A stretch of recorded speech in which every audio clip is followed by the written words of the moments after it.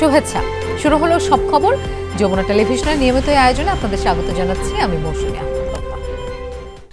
যোগাযোগ ও তথ্যের ঘাটতির কারণেই মির্জা ফখরুল সহ প্রধান উপদেষ্টার সফরসঙ্গী রাজনীতিকরা বিমানবন্দরে হেনস্থার শিকার হয়েছেন। বিবৃতিতে এমনটাই জানিয়েছেন প্রেস সচিব শফিকুল আলম। দাবি করেন ডক্টর ইউনূসের সাথেই প্রোটোকল নিয়ে তাদের বের হওয়ার কথা থাকলেও ভিসা জটিলতায় তা সম্ভব হয়নি। সেই সুযোগই নিয়েছে স্থানীয় আওয়ামী লীগ। তবে আমন্ত্রিত রাজনীতিকদের নিরাপত্তায় অবহেলা ছিল কিনা সেই প্রশ্নের উত্তর দেননি প্রেস সচিব। নিউ ইয়র্ক থেকে বাকিটা জানাবেন মাহফুজ মিশু। নিউ ইয়র্ক সময় সোমবার বিকেল ৩টার পর জন এফ কেনেডি বিমানবন্দরে নেমেছিলেন প্রধান উপদেষ্টা ও তাঁর সফর সঙ্গীরা। প্রফেসর ইউনূস সহ উপদেষ্টা পরিষদের সদস্যরা রাষ্ট্রীয় প্রোটোকল নিয়ে বেরিয়ে যান নির্বিঘ্নেই। বিপদে পড়েন আমন্ত্রিত রাজনীতিবিদরা।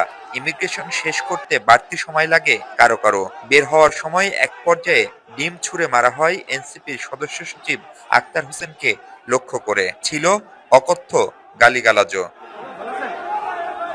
এই ঘটনায় এরই মধ্যে দুঃখ প্রকাশ করে বিবৃতি দিয়েছে সরকার। তবে রাজনীতিকদের নিরাপত্তায় অবহেলা ছিল কিনা সে প্রশ্নের উত্তর অবশ্য মেলেনি এখনো। আমরা এই বিষয়ে আমাদের ফরেন মিনিস্ট্রি, বাংলাদেশের কনসুলেট ইন নিউ ইয়র্ক এই বিষয়ে যথাযথ যাদের কর্তৃপক্ষ আছে তাদেরকে এই বিষয়ে জানানো হয়েছে। আমরা এই বিষয়ে একদম স্পষ্ট একটা বিবৃতি দিয়েছি। আপনাদেরকে আহ্বান করব বিবৃতিটা আবার একটু পড়বেন। পরে এক গাড়িতে করে বিমানবন্দর থেকে হোটেলে আসেন মির্জা ফখরুল ইসলাম আলমগীর সহ সফরে আসা 5 রাজনীতিক। বিষয়টি খুব স্বাভাবিক কিনা জানতে চাইলে প্রেস সচিব বলেন, প্রস্তুতি মাফিক অনেক কিছুই হয়নি। যথাযথ কর্তৃপক্ষের কাছে তাদের লিস্টও গিয়েছে এবং সেই অনুযায়ী তারা নেমে আমাদের সাথে যেই কনভয়, সেই কনভয় নিয়ে আসবেন। ওনারা আধা ঘন্টা ওইখানে বসেও ছিলেন, কিন্তু একটা ভিসা সংক্রান্ত একটা জটিলতার কারণে ওই দিক দিয়ে আসছে। ফলে যেটা হয়েছে যে ওই দিকে আমাদের প্রিপারেশনটা হতেছিল। আরো সপ্তাহখানেক নিউ ইয়র্কে থাকছেন এই রাজনীতিকরা। পরের দিনগুলোতে তাদের নিরাপত্তা বাড়ানো হয়েছে বলে দাবি সরকারের। সোমবার বিমানবন্দর অনাকাঙ্ক্ষিত ঘটনার পর উদ্বেগ বেড়েছে সফরে আসা রাজনীতিকদের মধ্যে। এমনকি এই ঘটনা আলোড়ন তুলেছে বাংলাদেশের জাতীয় রাজনীতিতেও। যদিও সরকার বলছে সফরে আসা সব সদস্যের জন্যই সর্বোচ্চ নিরাপত্তা ব্যবস্থা নিশ্চিত করা হয়েছে এবং তাদের আশ্বাস আগামী 1 সপ্তাহ এ ধরনের আর কোনো ঘটনা যেন না ঘটে সেজন্য কার্যকর পদক্ষেপ নিচ্ছে নিউ ইয়র্কের বাংলাদেশ মিশন। Mahfuz Mishu, Jamuna news, hotel Grand Hyatt, New York, যুক্তরাষ্ট্র।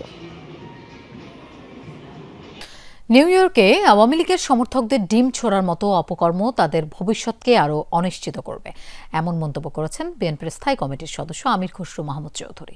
আর দলটির সিনিয়র যুগ্ম মহাসচিব রুহুল কবির রিজভী বলেছেন, আওয়ামী লীগের দোসরদের ছাড় দেওয়ার কোনো সুযোগ নেই। আলাদা অনুষ্ঠানে অংশ নিয়ে দেশবাসীকে পতিত স্বৈরাচারের ষড়যন্ত্রের ব্যাপারে সতর্ক থাকার তাগিদ দেন বিএনপি নেতারা। বুধবার সকালে পিরোজপুর জেলা বিএনপির নবনির্বাচিত নেতৃবৃন্দকে সাথে নিয়ে শহীদ রাষ্ট্রপতি জিয়াউর রহমানের সমাধিতে শ্রদ্ধা জানান দলের সিনিয়র যুগ্ম মহাসচিব রুহুল কবির রিজভী। শ্রদ্ধা নিবেদন শেষে তিনি বলেন, অন্তর্বর্তী সরকার সচেষ্ট হলে নিউ ইয়র্কে এমন কাণ্ড করার সাহস পেত না ফ্যাসিবাদের দোসররা। আওয়ামী লীগের দুর্নীতি অপকর্মের বিচার না হওয়ায় তাদের দুঃসাহসের কারণ বলেও মনে করেন তিনি। আপনারা কেন দক্ষতার সাথে, দ্রুততার সাথে, ক্ষিপ্র গতিতে পদক্ষেপ গ্রহণ করতে পারছেন না বলেই আজকে বিভিন্ন জায়গায় দোসরদের প্রেতাত্মারা তারা নামার সুযোগ পাচ্ছে এবং বিদেশেও তারা বিভিন্ন ধরনের অপকর্ম করছে। দুপুরে চট্টগ্রামের আগ্রাবাদ মা ও শিশু হাসপাতালের ইন্টার্ন চিকিৎসকদের এক অনুষ্ঠানে যোগ দেন বিএনপির স্থায়ী কমিটির সদস্য আমির খসরু মাহমুদ চৌধুরী। এ সময় তিনি বলেন, রাজনৈতিকভাবে পরাস্ত হয়ে দেশ থেকে পালানো আওয়ামী লীগ সমর্থকদের ডিম ছোড়ার মতো অপকর্ম কেবল তাদের ভবিষ্যৎকেই আরো অনিশ্চিত করবে। ওনাদের সমর্থকরা তো এই সমস্ত এই ধরনের কাজের বাইরে তার কিছু করার নাই। আপাতত গণতন্ত্রেই বিশ্বাস করে না, দেশ ধ্বংস করে পালিয়ে গিয়ে এখন যেগুলো করছে এগুলো তো আরো ধ্বংসাত্মক।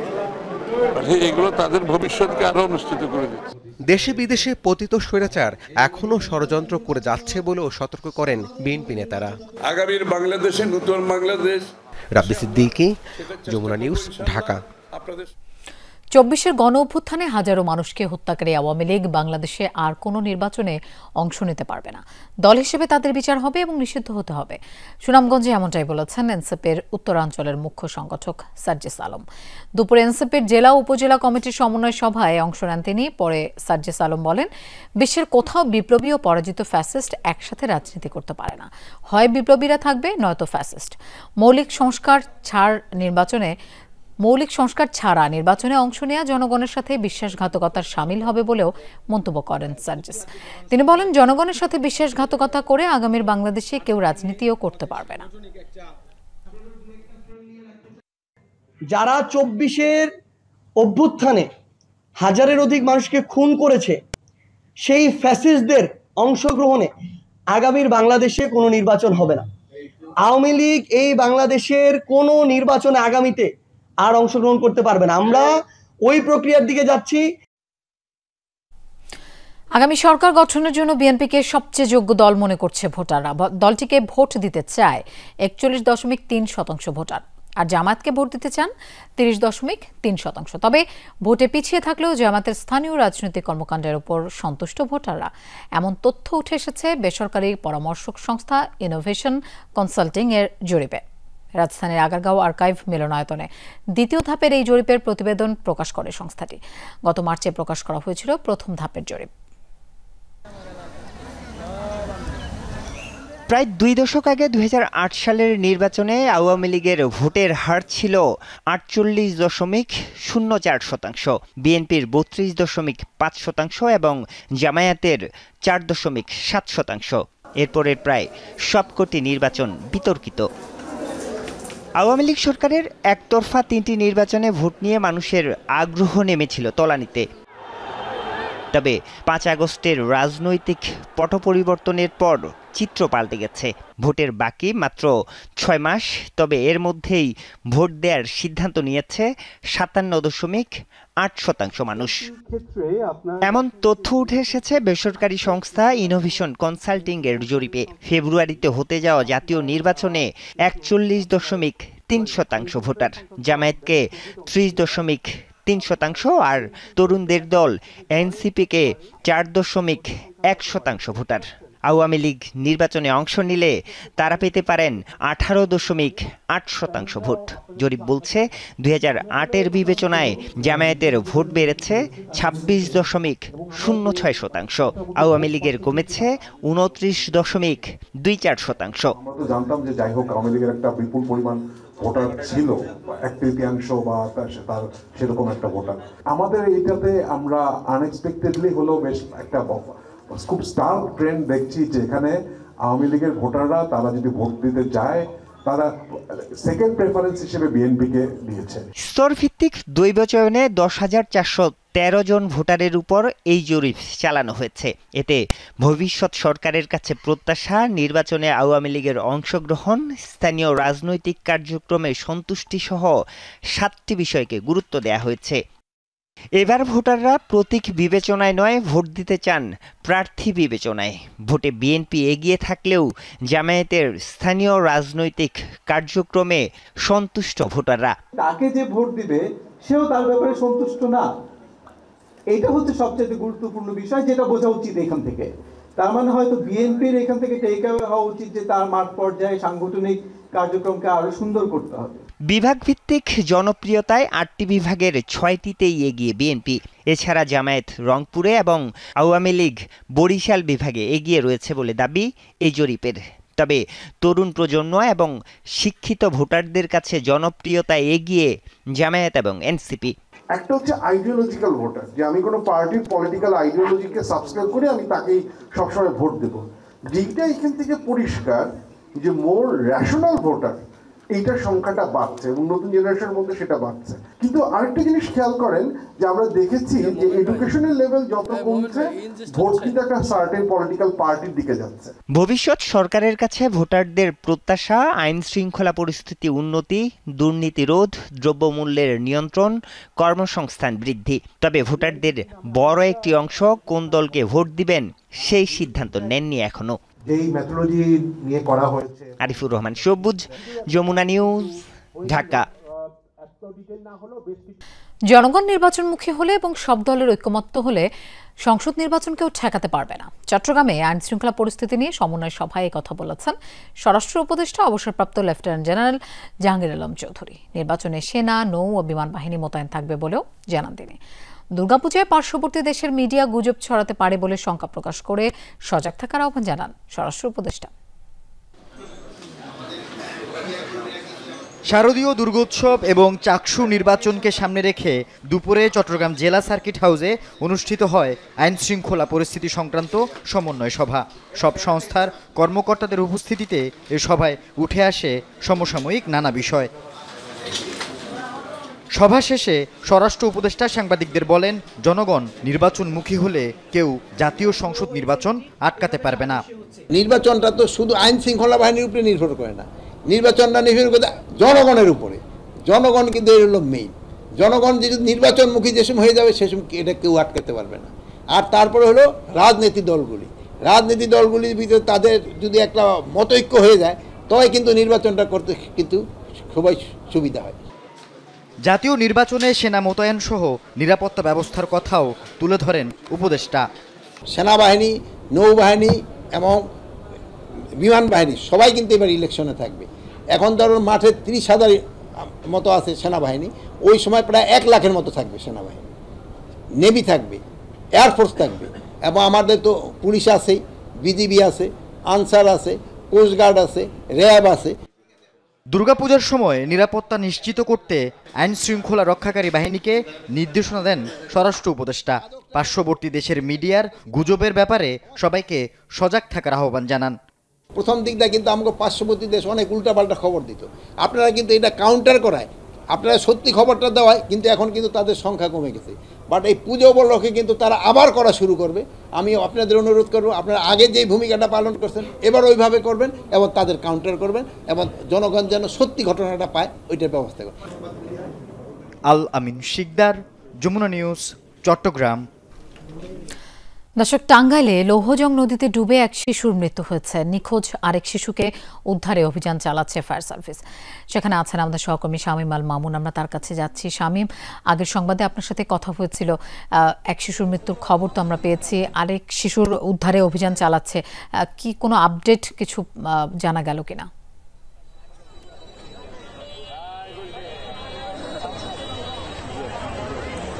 লোপা, আজকে দুপুরবেলায় 2 থেকে 3 জন শিশু তারা টাঙ্গাইল শহরের যে পশ্চিম আগরপাড়া স্টেডিয়াম ব্রিজে, সেই ব্রিজের যে লৌহজং নদী রয়েছে সেই নদীর ঘাটে এসে তারা কিন্তু মাছ ধরতে আসে, এবং সেখানে মাছ ধরা আসার পরপরে কিন্তু 2 শিশু তাৎক্ষণিকভাবে পানির মধ্যে ডুবে যায়। আমি যদি একটু দেখাই যে ডুবে যাওয়ার পরপরই একটি শিশু ফায়ার সার্ভিসকে খবর দেওয়া হয় এখান থেকে, এবং ফায়ার সার্ভিসকে খবর দেওয়ার পরপরই ফায়ার সার্ভিসের ডুবুরি দল এসে তারা এই একটি শিশুর লাশ উদ্ধার করতে পারে, এবং বাকি যে আরেকটি শিশু রয়েছে সেই শিশুটি এখন পর্যন্ত নিখোঁজ রয়েছে। প্রায় 2টা থেকে এখন পর্যন্ত 6টা নাগাদ প্রায় 4 ঘন্টা কিন্তু যাবৎ ডুবুরি দল চেষ্টা চালিয়েছে, তবে এখন পর্যন্ত বাকি যে শিশু নিখোঁজ রয়েছে তার লাশ এখন পর্যন্ত উদ্ধার করতে সক্ষম হয়নি। এবং ডুবুরি দলের যেটি জানিয়েছেন যে ফায়ার সার্ভিসের দল, যেহেতু এখন সন্ধ্যা হয়ে গেছে, অন্ধকারাচ্ছন্ন হয়ে যাচ্ছে নদীতে, তার কারণে হচ্ছে যে আজকে তারা এই উদ্ধার অভিযান এখনই সমাপ্ত ঘোষণা করেছে, এবং আগামীকাল সকাল থেকে তারা আবার পুনরায় উদ্ধার অভিযান শুরু করবে, এমনটি জানিয়েছেন ফায়ার সার্ভিসের কর্মকর্তা। আরেকটি বিষয় জানিয়ে রাখি যে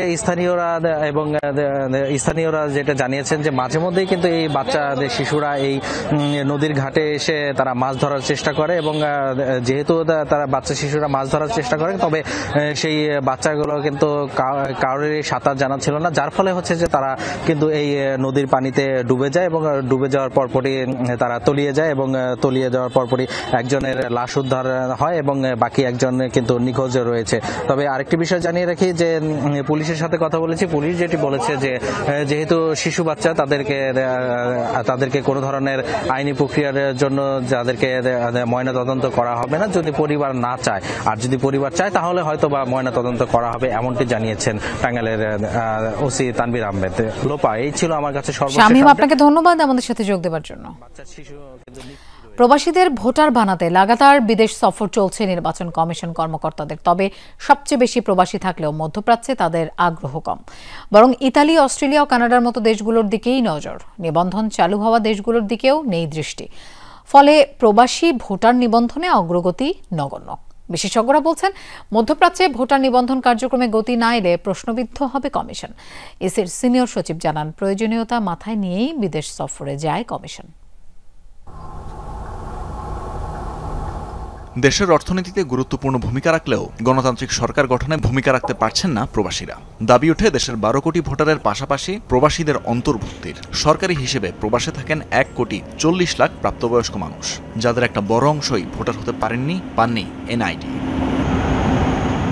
সৌদি আরবে থাকেন সবচেয়ে বেশি 40,49,000 প্রবাসী। 2023 সালে রিয়াদ ও জেদ্দায় ভোটার নিবন্ধন চালু করে আগের কমিশন। 2 বছরে এনআইডি পেয়েছেন মাত্র 659 জন। 5-6 বছর ধরে আমার ভোটার আইডি হারানোর কাছে আমি পাই নাই। আমি হলাম সৌদি আরব প্রবাসী, এখানে যে ভোটার হওয়া যায় আমি তো জানি না। প্রায় সৌদি আরবে 20 বছরের মতন আছে। আমার এখন আইডি কার্ড হয়নি। এখন আমি শুনলাম সৌদি আরব রিয়াদে নাকি আইডি কার্ড হইতেছে। আমি সৌদি আরব আছি 4 বছর, আর এখানে ভোটার হইতেছে আমি এখনো জানি না। আমি এখানে এসেছি 9 বছর হয়েছে। আমার শুনেছি বাংলাদেশ এম্বাসিতে আইডি কার্ড দেয়, কিন্তু কাজের জন্য আমি যাইতে পারি নাই। এখন আমার আইডি কার্ড প্রয়োজন। মধ্যপ্রাচ্য ও আশপাশে আরও কয়েকটি দেশে 2023 সালে নিবন্ধন চালু হয়। সবখানেই ভোটার হওয়ার হার নগণ্য। মালয়েশিয়ায় 319, কাতারে 394 আর কুয়েতে 211 জন এনআইডি পেয়েছেন। অন্যদিকে এখনও কার্যক্রম শুরু হয়নি মধ্যপ্রাচ্যের দেশ ওমান ও বাহরাইনে। 2 দেশে প্রবাসী থাকেন প্রায় 8.5 লাখ। প্রবাসী অধ্যুষিত মধ্যপ্রাচ্য বাদ দিয়ে অস্ট্রেলিয়া, কানাডা ও ইতালি সহ উন্নত দেশে বেশি নজর নতুন কমিশনের। যদিও এসব দেশে প্রবাসীর সংখ্যা মধ্যপ্রাচ্যের তুলনায় অনেক কম। ভোটার কার্যক্রম তদারকি ও এনআইডি বিতরণ উদ্বোধন করতে সিইসি এএমএম নাসির উদ্দিন গিয়েছিলেন 10 দিনের কানাডা সফরে। এর আগে গত এপ্রিলে কানাডায় যান ইসির অতিরিক্ত সচিব KM আলী নেওয়াজ। কমিশনার মোহাম্মদ আনোয়ারুল ইসলাম সরকার কদিন আগেই শেষ করে এসেছেন মালয়েশিয়া সফর। ইসি সচিব আখতার আহমেদ 5 দিনের সফর করেছেন জাপানে। এছাড়া এনআইডি মহাপরিচালক ASM হুমায়ুন কবিরের নেতৃত্বে 5 সদস্যের একটি টিম 7 দিন অস্ট্রেলিয়া ও 2 দিনের জন্য সিঙ্গাপুর সফর করেছেন। কমিশনার আবুল ফজল মোহাম্মদ সানাউল্লাহ অক্টোবরে যাচ্ছেন সুইডেনে। আমাদের দেশি সরকারি কর্মকর্তাদের একটা টেন্ডেন্সি আছে কথায় কথায় বাইরে যাওয়ার, কারণ খরচে তো সরকার যান, বেড়ানোর জন্য উন্নত বিশ্বটা ভালো, কারণ খরচ তো সরকারই দিচ্ছে। কিন্তু মধ্যপ্রাচ্যবাসী প্রবাসীদের ইগনোর করার কোনো সুযোগ নাই। যেটা ওনারা পাবেন সেইটার বিশ্বাসযোগ্যতা নিয়ে প্রশ্ন উঠবে। পাশ্চাত্যে আপনারা দেখবেন অনেক পরিবার আছে যাদের হয়তো বাবা মা কেউ দেশে নাই, এদের কিন্তু দেশের আসার ফ্রিকোয়েন্সিটা কমে যায়। সো মধ্যপ্রাচ্যে বসবাসকারী প্রবাসীরা আসেন। বিশেষজ্ঞরা বলছেন, প্রবাসী ভোটার সংখ্যার আধিক্য যেখানে সেখানেই সক্ষমতা বাড়ানো জরুরি। কেননা কানাডা, জাপানের মতো দেশগুলোর চেয়ে প্রবাসী ভোটার অনেক বেশি মধ্যপ্রাচ্যে। ব্যাপক অ্যাওয়ারনেস প্রোগ্রাম লাগবে। এই যে আমাদের যে এমবাসিগুলো আছে, হাই কমিশনগুলো আছে সারা দুনিয়াতে, এই সমস্ত জায়গাতেই voter and civic education programme. তারা কীভাবে দামি ভোটার আয়োজন করতে হবে। মধ্যপ্রাচ্যে যারা থাকে তারা কিন্তু মাইগ্রেন্ট ওয়ার্কার, তাদের শিক্ষাগত যোগ্যতা আমি যদি যারা কানাডা, আমেরিকা, জাপানে থাকে তাদের সে অনেক কম। কাজে তাদেরকে এটা বোঝাতেও কিন্তু সময় লাগবে। এগুলো মধ্যপ্রাচ্যেও করতে হবে, নাহলে যেহেতু সবচেয়ে বেশি সংখ্যক ভোটার তো মধ্যপ্রাচ্যে আছে, নাহলে এরা কিন্তু ভোটদানে তখন ব্যর্থ হবে। এখন পর্যন্ত এই নগণ্য পরিমাণ এনআইডি প্রদান সম্পন্ন করেই সন্তুষ্ট নির্বাচন কমিশন। ইসির দাবি, মধ্যপ্রাচ্যে অনেক প্রবাসীর ভোটার নিবন্ধন আগেই হয়ে গেছে। আমাদের নিবন্ধন কার্যক্রম মধ্যপ্রাচ্যে শুরু হয়েছে আগে। যেখানে যেটা যাওয়া হয়েছে সেটাতে আর বাড়তি দ্বিতীয়বার যাওয়ার আবশ্যকতা থাকলে অবশ্যই যাব। আর আমাদের দূতাবাসগুলো তো আছেনই, তারা এই ব্যাপারে আমাদের প্রতিনিধি হিসেবে তো কাজ করছেন। বরং মোটামুটিভাবে আমরা যতটুকু না গেলে নয় সেটুকুর ভিতরে সীমিত থাকতে চাই। প্রবাসীদের অভিযোগ, একদিকে ইসির তদারকির অভাব, অন্যদিকে দূতাবাসের অসহযোগিতা নিবন্ধন কার্যক্রমে ধীরগতির মূল কারণ। তাই বিদেশ ভ্রমণের চেয়ে এনআইডি প্রক্রিয়ার জটিলতা দূর করার দাবি তাদের। তানভীর মৌসুম, যমুনা নিউজ, ঢাকা। পোড়াইতে বলছি কি আর আগুন দিছে কই। সাবেক মেয়র ফজলে নূর তাপস ও শেখ হাসিনার কথোপকথনের অডিও ক্লিপে শোনা যায় এমন কথা। প্রসিকিউশনের দাবি, রাষ্ট্রের গুরুত্বপূর্ণ স্থাপনায় আগুন দেওয়ার নকশা করেছিলেন ফ্যাসিস্ট সরকারের সাবেক প্রধানমন্ত্রী শেখ হাসিনা নিজেই। পরে এর দায় চাপানো হয় সাধারণ ছাত্র জনতার উপর। এদিন শেখ হাসিনার অন্যান্য ফোন রেকর্ডিংয়ে উঠে আসে লিথাল ওয়েপন ব্যবহার, হেলিকপ্টার থেকে গুলি, বোম্বিং করা সহ নানা বিষয়। জুলাই আন্দোলনে আগুনে ক্ষতিগ্রস্ত হয় সেতু ভবন, মেট্রো রেল সহ নানা সরকারি স্থাপনা। তবে শেখ হাসিনার সঙ্গে মেয়র তাপসের এক ফোনালাপে পরিষ্কার হয় এর পেছনে ছিল আত্মঘাতী চক্রান্ত। আমি বলছি যা যা পোড়াতে আমাদের সেতু ভবন পোড়াইছে, টিআরসি বন্ধ করে দিচ্ছে, পোড়াই দিচ্ছে, বিজিবি পোড়াই দিচ্ছে। বুধবার কারিগরি ত্রুটি সারিয়ে বেলা 1টার দিকে শুরু হয় শেখ হাসিনার বিরুদ্ধে তদন্তকারী কর্মকর্তার সাক্ষ্য গ্রহণ। জবানবন্দিতে বিশেষ প্রসিকিউটর জানান, national telecommunication monitoring centre NTMC থেকে 69টি কল রেকর্ড ও 3টি নম্বরের সিডিআর সংগ্রহ করেছেন তিনি। আদালতে শোনানো হয় শেখ হাসিনার সঙ্গে ফজলেনুর তাপস, মাকসুদ কামাল ও হাসানুল হক ইনুর কথোপকথনের অডিও ক্লিপ। যে সত্যিটা পাঠানো হচ্ছে, হেলিকপ্টার দিয়ে সোজা বম্বিং করা হবে। হেলিকপ্টার যাচ্ছে, উপর দিয়ে মারবে। এই ফোনালাপ বিশ্লেষণ করে প্রসিকিউশনের দাবি, জুলাই আন্দোলনে ছাত্র জনতার অবস্থান চিহ্নিত করে মরণাস্ত্র দিয়ে গুলি, বোম্বিং, হেলিকপ্টার থেকে গুলি ও ইন্টারনেট সেবা বন্ধ করতে দেয়া নির্দেশের প্রমাণ মিলেছে। এখন উপর থেকে করাচ্ছি, অলরেডি শুরু হয়েছে কয়েকটা জায়গায়। আমার নির্দেশনা দেওয়া আছে, তা ওপেন নির্দেশনা দিয়ে দিচ্ছে। এখন লেথাল ওয়েপন ব্যবহার করবে, যেখানে পাবে সেটা গুলি করবে। এবং আরেকটা সিগনিফিকেন্ট কথা বলেছেন, সেটা হলো আমি পোড়াতে বলেছি কি, ওরা পুড়িয়ে দিয়েছে সেতু ভবন। প্রসিকিউশনের দাবি, জঙ্গি দমনের মতোই আরেকটি ব্যাপক মাত্রার গণহত্যার পরিকল্পনা করেছিলেন শেখ হাসিনা। আন্দোলন দমন করতে পারলেই সকল আন্দোলনকারীকে জেলে ভরা এবং সংগঠকদের ফাঁসিতে ঝোলানোর ছক কষাচ্ছিল। এরপরে সবথেকে যেটা গুরুত্বপূর্ণ উনি যেটা বলেছেন সেটা হচ্ছে যে আন্দোলনের কিন্তু দুটো ভাগ করেছেন। এক হচ্ছে নাশকতাকারী, উনি ওনাদের ভাষায় যাদেরকে উনি মেরে ফেলার সিদ্ধান্ত নিয়েছেন জঙ্গি নাটকের নামে, এবং বলে দেওয়া হবে যে জঙ্গিদেরকে মেরে ফেলা হয়েছে, ছাত্রদেরকে ঘরে ফিরে যেতে বলা হয়েছে। ঢাকা বিশ্ববিদ্যালয়ের সাবেক ভিসি মাকসুদ কামালের বিরুদ্ধে তদন্ত চলছে বলে জানায় প্রসিকিউশন।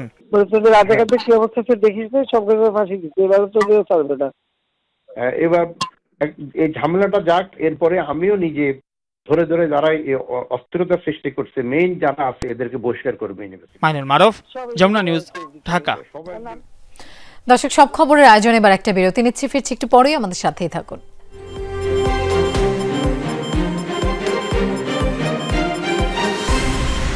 বাংলাদেশে চলমান বিচার প্রক্রিয়া, সংস্কার এবং নির্বাচন কার্যক্রম নিয়ে বিশ্বব্যাংকের প্রেসিডেন্ট অজয় বাঙ্গার সাথে আলোচনা করেছেন প্রধান উপদেষ্টা ড. মোহাম্মদ ইউনূস।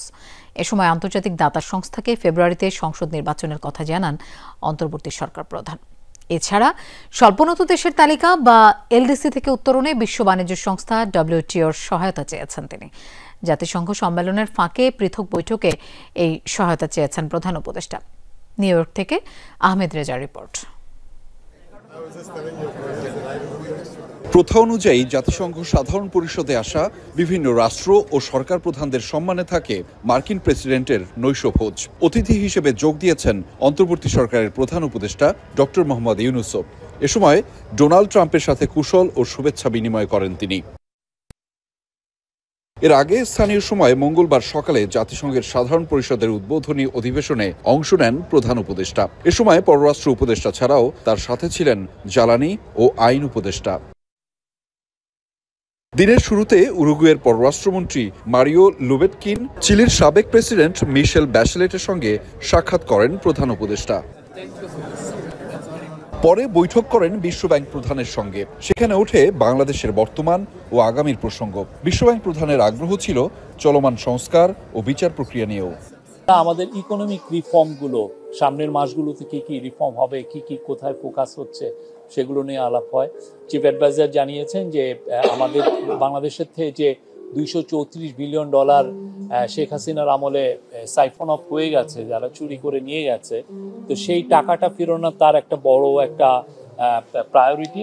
বিশ্ব বাণিজ্য সংস্থার মহাপরিচালকও এদিন দেখা করেছেন প্রধান উপদেষ্টার সাথে। সে সময় বাংলাদেশের এলডিসি থেকে উত্তরণে সংস্থাটির সহায়তা প্রত্যাশা করেন ড. ইউনূস।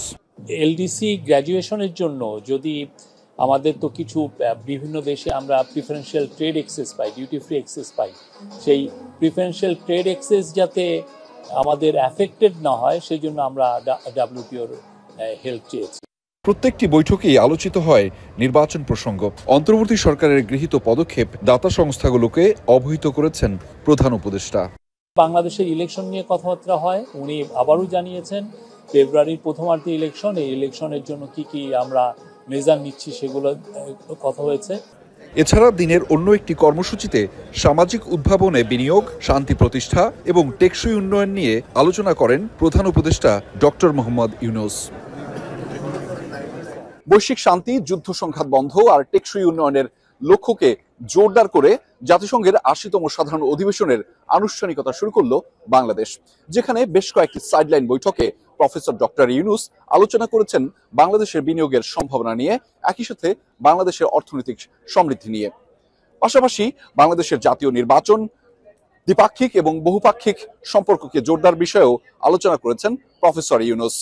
ফলে নানা কারণে গুরুত্বপূর্ণ হয়ে উঠেছে এবারের জাতিসংঘের সাধারণ অধিবেশনের সফরটি। Ahmed Reza, Jamuna news, New York, যুক্তরাষ্ট্র। 5 দশকেও বিশ্ববাজারে পোশাক ছাড়া অন্য পণ্যের রফতানিতে আধিপত্য তৈরি হয়নি। বিষয়টি বেশ হতাশাজনক। সকালে বিজ আয়োজিত সেমিনারে এমন মন্তব্য করেছেন প্রধান উপদেষ্টার বিশেষ সহকারী ডক্টর আনিসুজ্জামান চৌধুরী। এ সময় গবেষক ও উদ্যোক্তারা এলডিসি উত্তরণের আগে অর্থনীতিকে আরও সচল করার তাগিদ দেন। তৃতীয় দফা আলোচনার পর মার্কিন বাজারে বাংলাদেশি পণ্যের ওপর আরোপিত শুল্কের হার ৩৫ থেকে কমিয়ে ২০% করে যুক্তরাষ্ট্র। তবে এই হার কমপক্ষে ১৫% করা না গেলে বাণিজ্যের ভবিষ্যৎ গতিপথ অনিশ্চয়তায় পড়বে বলে মনে করছে গবেষণা প্রতিষ্ঠান BIISS বিজ। We would have to have a timeline with a roadmap.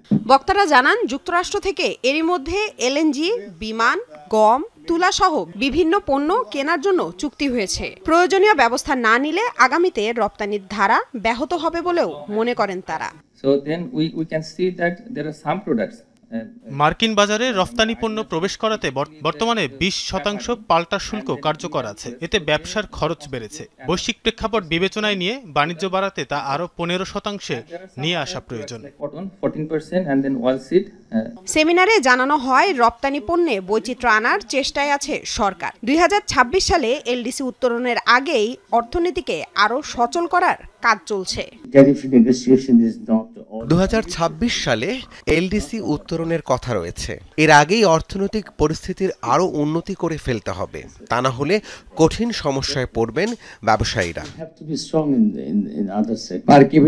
ভালোভাবে বাণিজ্য সমঝোতা করার ক্ষেত্রে দক্ষতার অভাব রয়েছে। গেল 50 বছরে গার্মেন্টস ছাড়া অন্য কোনো পণ্যে রপ্তানিতে তেমন বৈচিত্র্য দেখা যায়নি। এর জন্য নিজেদের ব্যর্থতা রয়েছে। আলোচকরা জানান জাপান ও দক্ষিণ কোরিয়ার মতো বেশ কয়েকটি দেশের সাথে মুক্ত বাণিজ্য চুক্তি নিয়েও আলোচনা হচ্ছে। লামিয়া তিথি, যমুনা নিউজ, ঢাকা। রাজশাহী বিশ্ববিদ্যালয় প্রশাসনের আশ্বাসে আগামী 7 কার্যদিবস কমপ্লিট শাটডাউন কর্মসূচি স্থগিত করেছেন কর্মকর্তা কর্মচারীরা। তবে কর্মসূচি চালিয়ে যাওয়ার ঘোষণা দিয়েছেন আন্দোলনরত শিক্ষকরা। দুপুরে প্রশাসনের সাথে বৈঠকে বসেন কর্মকর্তা কর্মচারীরা। দাবি দেওয়ার বিষয়ে ব্যবস্থা নিতে সময় চাওয়া হয় প্রশাসনের পক্ষ থেকে। 7 কার্যদিবস সময় দিয়ে কর্মসূচি স্থগিতের ঘোষণা দেন আন্দোলনকারীরা। এর মধ্যে দাবি মানা না হলে কঠোর কর্মসূচির হুঁশিয়ারিও দেন তারা। পোষ্যকোটা ও শিক্ষক লাঞ্ছনাকারীদের শাস্তির দাবিতে 4 দিন ধরে কমপ্লিট শাটডাউন কর্মসূচি পালন করে আসছিলেন কর্মকর্তা কর্মচারীরা। এদিকে শিক্ষক লাঞ্ছিতের ঘটনায় জড়িত শিক্ষার্থীদের ছাত্রত্ব বাতিল করে দৃষ্টান্তমূলক শাস্তির দাবিতে শাটডাউন কর্মসূচি অব্যাহত রাখার ঘোষণা দিয়েছেন আন্দোলনরত শিক্ষকরা। আমরা একটা আলোচনা সভায় মিলিত হই এবং সর্বসম্মতভাবে আমরা প্রশাসনকে 7 কর্মদিবস সময় দিতে চাই। 4 দিন ব্যাপী সন্ত্রাসী কার্যক্রমের প্রতিবাদে আন্দোলন চলছে, সেটা এখনো চলমান আছে, এটা চলবেই, এর কোনো ব্যত্যয় নাই। এদিকে সকালে কমপ্লিট শাটডাউন কর্মসূচির প্রতিবাদে মানববন্ধন করে শিবির। বেলা 11টার দিকে ক্যাম্পাসের সেন্ট্রাল লাইব্রেরির সামনে শুরু হয় কর্মসূচি। সেখানে শিবির নেতারা বলেন, রাকসু নির্বাচন পেছানোর জন্য একটি দল বিভিন্ন রকমের ষড়যন্ত্র করেছে। শাটডাউন কর্মসূচিও সেই ষড়যন্ত্রের অংশ। 20 জন প্রার্থী মনোনয়নপত্র প্রত্যাহার করায় চাকসু নির্বাচনে কেন্দ্রীয় হল সংসদে এখন প্রার্থী 911 জন। তবে নির্বাচন 3 দিন পেছানো নিয়েই এখন বেশি আলোচনা হচ্ছে ক্যাম্পাসে। ছাত্রদল, ছাত্র শিবির সহ অন্যান্য প্যানেল ও স্বতন্ত্র প্রার্থীরা এ নিয়ে দ্বিধা বিভক্ত। এদিকে চাকসু নির্বাচন উপলক্ষে 15 ও 16 অক্টোবর সব পরীক্ষা স্থগিত করেছে বিশ্ববিদ্যালয় কর্তৃপক্ষ। মনোনয়নপত্র প্রত্যাহারের শেষ দিনে চাকসু নির্বাচনে প্রার্থী ও কর্মী সমর্থকদের আনাগোনা। ৩৫ বছর পর এ নির্বাচনকে ঘিরে ক্যাম্পাসও উৎসবমুখর। দুর্গাপুজোর ছুটি ও প্রার্থীদের প্রচারণার সময় কম, এই দুই বিষয় বিবেচনা করে ভোট গ্রহণের তারিখ 3 দিন পিছিয়ে 15 অক্টোবর নির্ধারণ করা হয়েছে। রাকসুর পর চাকসু নির্বাচন পেছানো নিয়ে ক্যাম্পাসও চলছে নানা আলোচনা সমালোচনা। তারা যদি আগে থেকেই 15 অথবা 20 তারিখে এই মানে ভোটের দিয়ে দিত, তারিখটা দিয়ে দিত, তাহলে আর কোনো মনে হয় না ভেজাল হতো। ডেট পিছানো বা আগানো এটার দরকার ছিল না। আগে থেকে চিন্তা করে ভালো একটা ডেট বা ওরকম ফিক্সড ডেট দিতে পারতো, তাহলে স্টুডেন্টদেরও হয়রানি হতো না। হুটহাট করে একটা সিদ্ধান্ত দিয়ে দিয়েছে এবং যেটার কারণে আমার মনে হয় যে সিদ্ধান্তটা বিভিন্ন মহলে এখন প্রশ্নবিদ্ধ হচ্ছে। আমাদের পরীক্ষা পেছানো হচ্ছে, আমরা এখন দ্বিধাদ্বন্দ্বে পড়ে গেছি। আমাদের যে প্ল্যানগুলো ছিল অ্যাকচুয়ালি আমরা এই নির্দিষ্ট একটা তারিখে ভোট দেব, সো আমাদের জন্য একটু প্রবলেম হচ্ছে অ্যাকচুয়ালি।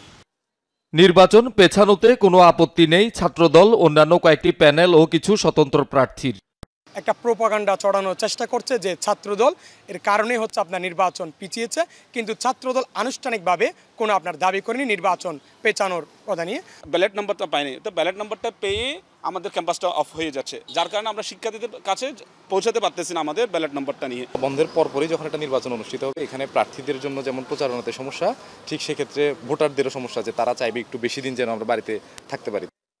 তবে শিবির ও বাকি প্যানেল এবং কিছু প্রার্থী এটিকে নেতিবাচক হিসাবে দেখছেন।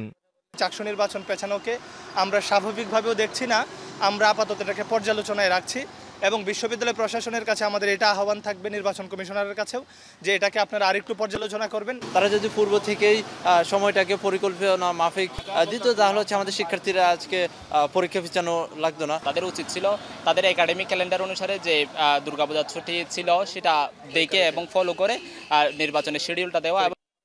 শিক্ষার্থী ও প্রার্থীদের স্বার্থেই নির্বাচন পেছানো হয়েছে বলছে কমিশন। আগামীকাল চূড়ান্ত প্রার্থী তালিকা প্রকাশের পর শুরু হবে প্রার্থীদের প্রচারণা। 12 থেকে 15 জন শিক্ষকদেরকে নিয়ে আমরা একটা মনিটরিং সেল তৈরি করেছি, ওনারা আগামীকালকে থেকেই বিশ্ববিদ্যালয় এরিয়াতে আচরণবিধির পালনের ক্ষেত্রে কোনো ব্যত্যয় ঘটছে কিনা এটার জন্য মনিটরিং করবেন এবং কোনো ব্যত্যয় ঘটলে ওনারা ব্যবস্থা নেবেন। চাকসু নির্বাচনে কেন্দ্র ও হল সংসদে 1162 জন মনোনয়নপত্র সংগ্রহ করলেও জমা দেয় 931 জন। এর মধ্যে মনোনয়নপত্র প্রত্যাহার করে 20 জন প্রার্থী। শহীদুল সুমন, যমুনা নিউজ, চট্টগ্রাম। 7 কলেজের নাম বা কাঠামো পরিবর্তন করে প্রস্তাবিত সেন্ট্রাল ইউনিভার্সিটি গঠন করা যাবে না বলে হুঁশিয়ারি দিয়েছেন কলেজের শিক্ষকরা। দুপুরে ঢাকা কলেজের সামনে বিসিএস সাধারণ শিক্ষা সমিতির পক্ষ থেকে আয়োজিত এক মানববন্ধনে বলা হয়, সেন্ট্রাল বিশ্ববিদ্যালয় 7 কলেজকে গিলে ফেলতে চাইছে। প্রস্তাবিত খসড়ায় 7 কলেজে অধ্যয়নরত শিক্ষার্থী, শিক্ষক ও কর্মচারীদের স্বার্থ চরমভাবে ক্ষুণ্ণ হয়েছে।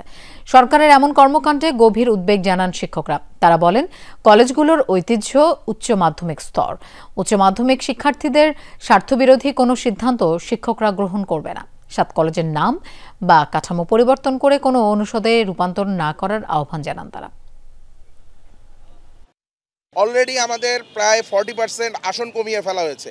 বহু দরিদ্র ছেলেমেয়ে ভর্তি হতে পারছে না, তারা কোথায় যাবে? উচ্চশিক্ষার এই সংকোচন করা চলবে না, নারী শিক্ষার সংকোচন করা চলবে না। ঢাকা কেন্দ্রীয় বিশ্ববিদ্যালয় হোক, আমাদের কোনো আপত্তি নাই, কিন্তু 7টা কলেজের অস্তিত্বকে বিলীন করে কোনো ইউনিভার্সিটি যেন না হয়। এখানে অনার্স থাকবে, এখানে মাস্টার্স থাকবে, এখানে ইন্টারমিডিয়েট থাকবে, সকল পর্যায়ের শিক্ষক শিক্ষার্থী সবাই থাকবে। দর্শক, সব খবরের আয়োজনে আবারও একটা বিরতি নিচ্ছি, ফিরছি একটু পরেই, আমাদের সাথেই থাকুন।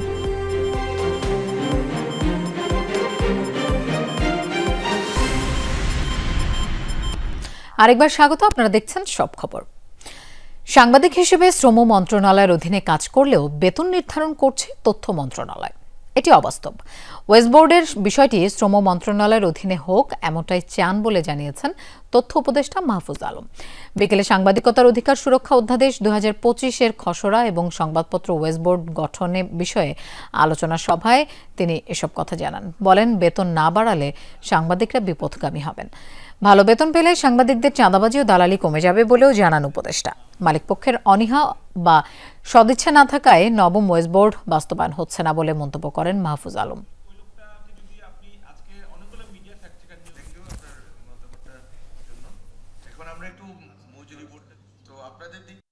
সবচেয়ে গুরুত্বপূর্ণ বডি হচ্ছে শ্রম মন্ত্রণালয়, কারণ এটা হচ্ছে যে আমাদের এখানে কিন্তু সাংবাদিকদের শ্রমিক হিসেবেই দেখা হচ্ছে, তো মজুরি জিনিসটা এটা দীর্ঘমেয়াদী একটা জিনিস, এটা আটকে আছে।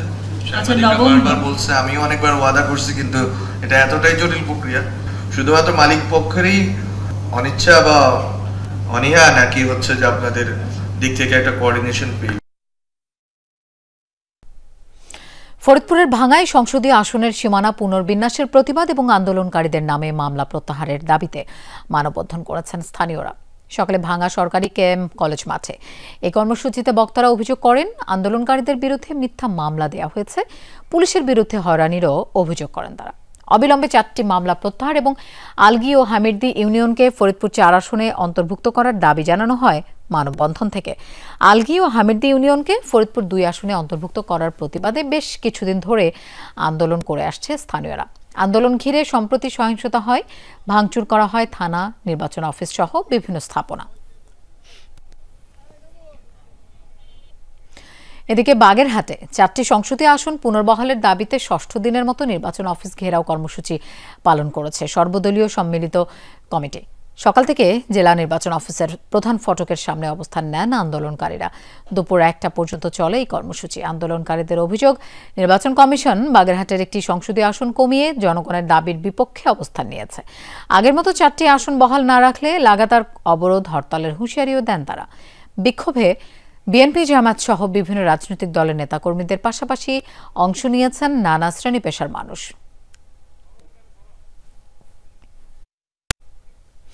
মহালয়ার পর থেকে বাজছে দেবী দুর্গার আগমনের ধ্বনি। সনাতন ধর্মাবলম্বীদের সবচেয়ে বড় উৎসব দুর্গাপূজার আয়োজন প্রায় শেষ দিকে। দুর্গাপূজা প্রস্তুতির খবর জানবো, খুলনা থেকে আমাদের সাথে যোগ দিচ্ছেন সহকর্মী প্রবীর বিশ্বাস। প্রবীর, ষষ্ঠীর তো খুব বেশি দেরি নেই, সন্ধ্যায় মণ্ডপের পরিবেশটা ঠিক কেমন একটু জানাবেন আমাদের।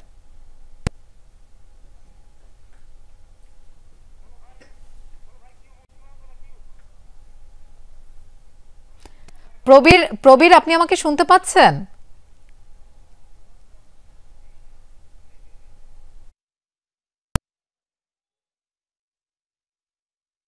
বেশি দেরি নেই, ষষ্ঠীর তো আর বেশি দেরি নেই, প্রস্তুতি একেবারেই শেষ পর্যায়ে। আর এই মুহূর্তের সন্ধ্যাটা কেমন দেখছেন আপনি?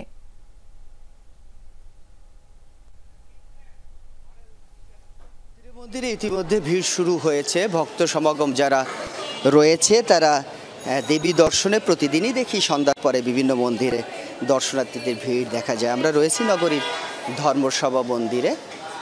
এই মন্দিরের প্রতিমাও তৈরি হয়ে গেছে, শুধুমাত্র বাইরের কিছু আলোকসজ্জা এবং সাজসজ্জার কাজ যেগুলো রয়েছে সেগুলোই শুধু বাকি আছে। আপনাকে বলে রাখি, এবছর খুলনা জেলাতে 986টি পূজা মন্দিরে সাড়ম্বরে দুর্গাপূজা অনুষ্ঠিত হবে।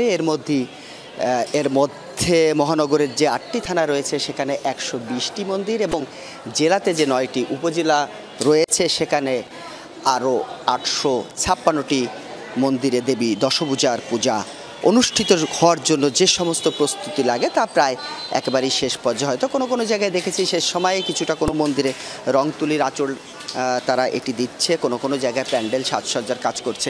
এখানে যারা ভক্ত সমাগম এসেছে, আমরা যদি একটু জানতে চাই পূজা নিয়ে কি আয়োজন চলছে?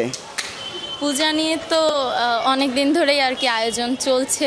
পঞ্চমীতে মায়ের বোধন হবে, আমরা সেই উদ্বোধনী যে অনুষ্ঠান হবে সেখানে প্রোগ্রাম করব, সেটারই প্র্যাকটিস আর কি করছিলাম।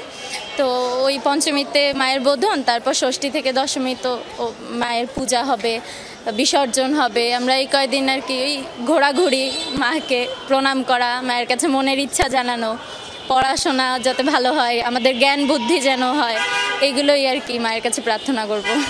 অনেক ধন্যবাদ। আমরা শুনছিলাম লোপা, সকলেই চায় দেবী দশভূজা যে অসুর বিনাশ করেছিলেন তার পূজার মাধ্যমে জাগতিক অসুর বিনাশ হবে মানুষের মন থেকে এবং এই সমাজ থেকে।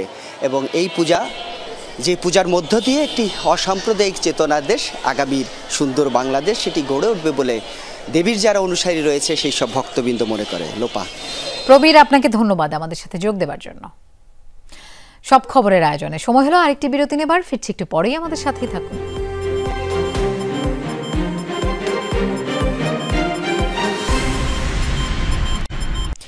এশিয়া কাপে গুরুত্বপূর্ণ ম্যাচে আজ শক্তিশালী ভারতের বিপক্ষে মাঠে নামছে বাংলাদেশ।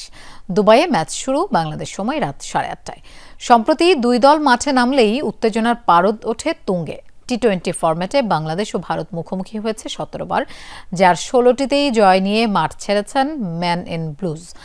নিজেদের মাটিতে ভারত বাংলাদেশকে হারিয়েছে 6 ম্যাচে। ভারতের বিপক্ষে বাংলাদেশের একমাত্র জয়টি দেশের বাইরে। নিরপেক্ষ ভেন্যুতে ভারত বাংলাদেশের বিপক্ষে জয় তুলে নিয়েছে 7 ম্যাচে। অন্যদিকে নিরপেক্ষ ভেন্যুতে এখনও ভারতকে হারাতে পারেনি টাইগাররা। ক্ষুদ্র ফরম্যাটে দুই দলের শেষ দেখা হয়েছিল 2024 সালের 12 অক্টোবর। 3 ম্যাচ সিরিজের শেষ ম্যাচে বাংলাদেশকে 133 রানের বিশাল ব্যবধানে হারিয়েছিল ভারত। তবে এবার সব সমীকরণের বিপরীতে অঘটন ঘটাতে চায় টিম টাইগার্স।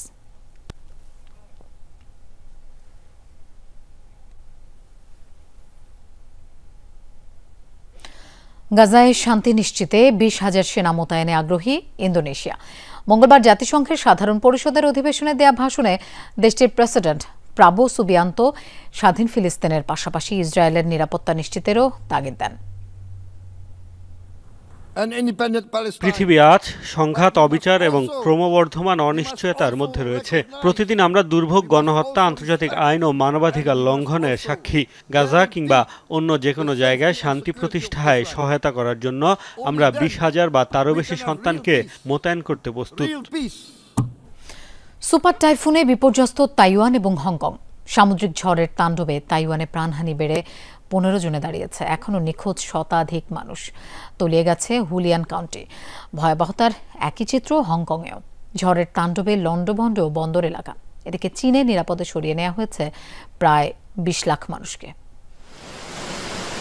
তীব্র জলোচ্ছ্বাস আর আকস্মিক বন্যায় তলিয়ে গেছে পুরো শহর। তাইওয়ানের হুয়ালিয়ান শহরের দৃশ্য এটি। পানির তীব্র স্রোত ভাসিয়ে নিয়ে যায় সেতু। কোথাও গাড়ি, আবার কোথাও আস্ত বাড়ি ভেসে গেছে পানির তোড়ে। স্থানীয় সময় বুধবার আঘাত হানে ঝড় রাগাসা, পরিণত হয় সুপার টাইফুনে। ভয়াবহ ঝড়ের তাণ্ডবে রীতিমতো লন্ডভন্ড তাইওয়ান এবং হংকংয়ের উপকূলীয় এলাকা। এরই মধ্যে পরিস্থিতি সবচেয়ে ভয়াবহ রূপ ধারণ করেছে তাইওয়ানে। সুপার টাইফুন রাগাসার প্রভাবে ভারী বৃষ্টিপাত, জলোচ্ছ্বাস এবং আকস্মিক বন্যায় তলিয়ে গেছে বহু এলাকা। ধসে পড়েছে বহু ঘরবাড়ি। এখনও অঞ্চলটিতে নিখোঁজ বহু মানুষ। পানিতে তলিয়ে গেছে বসতবাড়ি, স্কুল, কলেজ ও রাস্তাঘাট। বন্ধ রেল চলাচল। স্থগিত করা হয়েছে বিমানের সব ফ্লাইট। প্রায় একই চিত্র হংকংয়ের উপকূলীয় এলাকাগুলোতেও। টাইফুন রাগাসার কারণে পানিতে তলিয়ে গেছে বহু আশ্রয়কেন্দ্রও। বিরূপ আবহাওয়ার কারণে ব্যাহত হচ্ছে উদ্ধার তৎপরতা। এটা খুবই ভয়ঙ্কর। ভয়ে এখনো আমার গায়ে কাটা দিচ্ছে। মনে হচ্ছিল পৃথিবী ধ্বংস হতে চলেছে। আমরা সবাই হয়তো মারা যাব। দর্শক, এই ছিল আজকে সব খবরের আয়োজনে। আর এতক্ষণ সাথে থাকার জন্য ধন্যবাদ সবাইকে।